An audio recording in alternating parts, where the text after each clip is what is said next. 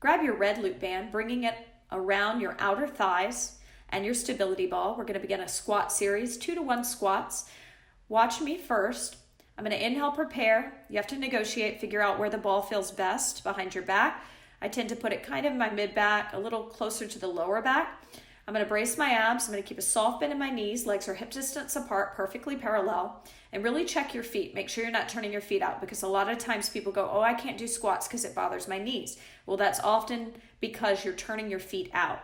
And when you turn your feet out, your knees don't track appropriately, which is why you are hurting your knees. And also the disengagement or the non-engagement of the inner thighs can be an issue as well. So let's see if we can get our knees tracking safely so we reap the benefits that squats have to offer.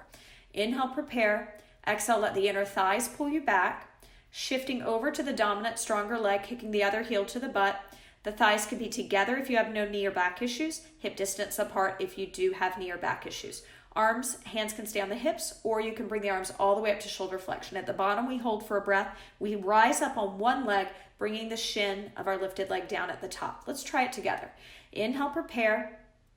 Exhale, letting the inner thighs pull us back. Inhale, shifting over, holding it here, exhaling the air out. Inhale, standing up on that one leg. Exhale, lowering the shin. Try to not lock your knees at the top. Try to not drop your chin. Inhale, prepare, filling the pelvis ground down. Exhale, let your inner thighs pull you back, shifting to the other side now, holding. Inhale, 1, breathe. Exhale, 1, point the toes of the lifted leg. Inhale, 2, standing up, lowering the shin, exhale. Inhale, prepare. Exhale, inner thighs pull us back, shifting over, hold. Inhale, 1, breathe. Exhale, 1. Inhale, standing up, lower the shin. Inhale, prepare, gaze up, higher than eye level, widen your collarbone. Inner thighs pull you back, shift over, hold. Exhale the air out. Inhale, standing up on that one leg. Continue for the next 30 seconds, bracing your abs as you're working. Please watch out for pushing the belly out here. When you do squats, your back needs the support of your low abs. So the only thing you really need to focus on, I tell people that understanding how to contract the deepest layer of the core takes time. The best thing that you can do for yourself as you start to get comfortable with a new way of breathing is just to think about keeping your abs in whenever you're working out. And then to make sure you're still breathing on top of that. If your belly stays in, you will learn to breathe laterally. You will be forced to breathe laterally. So if you can think about just keeping the belly in and then allowing yourself to breathe, you'll start to reinforce better breathing patterns to support your movement. Okay, let's let that go now. We're going to move into some reverse crunches. We're going to move the red loop band that's around our outer thighs above our elbows, and we'll bring our green loop band, which is a little lighter, around our outer thighs. So when we move into child's pose, when we're doing our reverse crunches, I want you to actively push your forehead into the red loop band, engaging the front of your neck. So I'll show you what it looks like. As we progress, we want less of the legs. You can even be on the top of the feet on the ball. This is going to be more work for the core. But if you start to feel pain in the back or pain in the front of the shoulders, bring more of your body onto the ball so you have more support. So I bring it in, rounding my back, and I take it out. So I like to inhale, round in, exhale, extend out. Inhale, round in, exhale, extend out. Go ahead and join me. So reverse crunches. If at any time you get tired, I'll show you what that child's pose looks like. You pull back. Your knees can be about hip distance apart. You actively on your inhale push your forehead into the red band to activate the front of the neck where you're underactive. And you exhale to sit your inner thighs, to pull your inner thighs back onto the ball, allowing that low back to stretch deeper. So you can be here in child's pose the whole time, working the neck flexors, stretching the low back if the reverse crunches feel too aggressive today. If you're feeling a great, nice burn in the abs and you're working your upper back, continue on. We have another 30 seconds here. I want you to use your breath wisely. So think about your inhale as you round in, because that's kind of, you get a little lift as you tuck the pelvis, and exhale to extend those legs out, bracing and lifting up through your pelvic floor. Let's all find child's pose, really pressing the forehead into the band on the inhale, pulling the inner thighs back towards the ball on the exhale. 2 more like that. Inhale, push the forehead into the band. 2, 3, 4. Exhale, inner thighs pulled back and you ground. You stretch that low back. Inhale, 2, 3, 4, and exhale, 2, 3, 4. One more. Inhale, 2, 3, 4, and exhale, 2, 3, 4. Slowly make your way off that ball. We'll take off the green loop band, setting it to the side. We'll slide the red loop band that was around our elbows off, bring it back around our outer thighs. Now you're going to watch me. I'm going to hold the ball. I'm going to lift my right leg. I'm facing you. Transverse plane turn for our deadlifts with our stability ball as our weight. So it looks like a warrior 3 as I pitch forward, tapping the ball down towards my standing leg's foot. Make sure you bend your standing leg with a little bend in the knee. Your abs are braced. Your hips are as even as you can get them, squaring them off. And your chin is lifted. Your gaze is always looking a little higher than eye level, even when you're going down.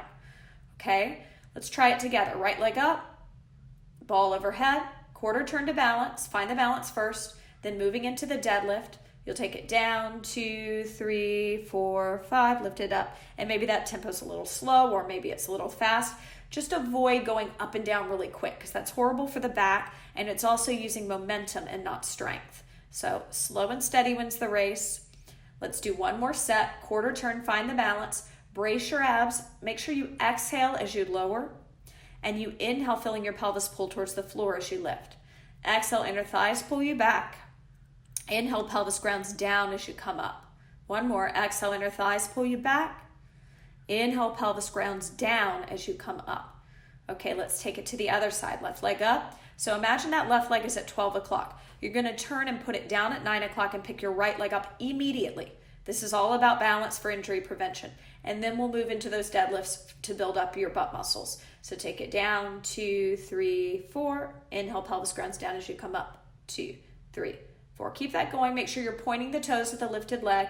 Soft bend in the supporting leg's knee. Fighting to square the pelvis at all times. Keeping your belly in. Imagine hands on your shoulder blades even when you're pitching forward. Puff the upper back up. Use your back. Your back should be helping even here. Plug the shoulders down, chin lifted. Okay, one more set. Turn and face me at 12 o'clock, left leg lifted. Take it, put it down at 9 o'clock, right leg comes up immediately. Find the balance. Once you have the balance, you can begin your deadlifts.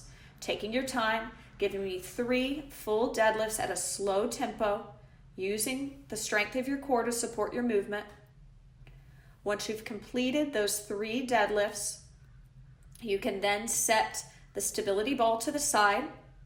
Now, if you happen to have very tight hamstrings, or maybe your hamstrings are really sore and they feel like they need a big stretch, or you have a tight low back, I would grab a yoga block. I'll show the variation first with the yoga block, but if your hamstrings are open, which it's possible they are with lordosis, and your low back is pretty open, then you may not need this block. We're going to stand on our roller by a wall, bar, or counter, outside hand holding on to the block. I'm going to slowly walk the hand on the wall down, coming into a forward fold with my knees hip distance, my legs hip distance apart, knees soft. And I'm going to breathe, bending my knees a little, pulling my pelvis towards the roller on the inhale, my inner thighs pulling back, grounding me, helping me deepen into the pose on my exhale. I'm going to round up. We're going to come into this together. Okay, let's set up. Use the block if you need it. Stepping up onto the roller, feet hip distance apart, soft bend in the knees. Still have that red loop band around our outer thighs.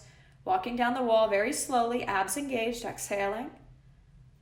I'm going to remove the block because I don't need it, but you may need it. Use it if you need it. Hold it here. Inhale, pelvis grounds down. 2, 3. Don't close your eyes. Keep your eyes open. Exhale, inner thighs pull back. 2, 3. Inhale, pelvis grounds down. 2, 3. Exhale, inner thighs pull back. 2, 3. Inhale, pelvis pulls towards the roller. Exhale, inner thighs pull back, but don't lock your legs. Don't lock your knees as you do that. Inhale, pelvis pulls down. Exhale, inner thighs pull back. Inhale, pelvis pulls down. Exhale, inner thighs pull back.